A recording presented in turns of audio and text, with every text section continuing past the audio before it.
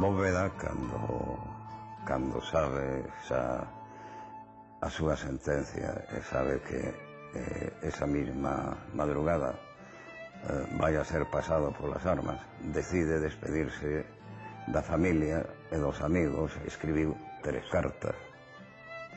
Unha ia dirixida ao compañeiro Pedro Basanta, presidente do Partido Galeguista, onde lle comunicaba a súa confianza por morrer polas súas ideas. Por suposto, escribe unha carta a súa compañeira de sempre, a súa Cholimos, a súa Choliños, a súa Amalia, a súa Maliña. É unha carta realmente, repito, conmovedora, que estremece.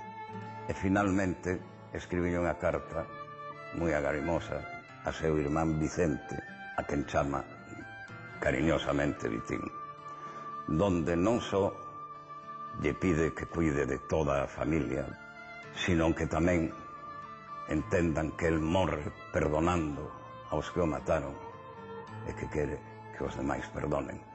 Esta grandeza de espírito é a grandeza dos grandes homes, como foi Alexandre Bóveda. Eu morro tranquilo. Confío en que serei recibido donde todos queremos xuntarnos e fago con ledicia e confiando en Deus este sacrificio. Quixen facer ben.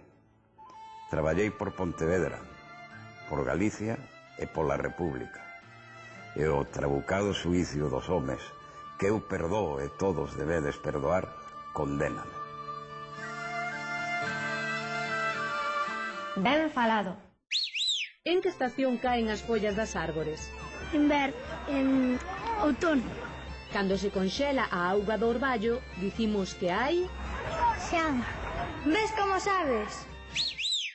Cando unha persoa mantén as súas opinións en situacións difíciles, como é o caso de Bóveda diante daquel tribunal militar hostil, dice que esa persoa é dereita como unha falla. Unha falla é unha árbore moi vertical.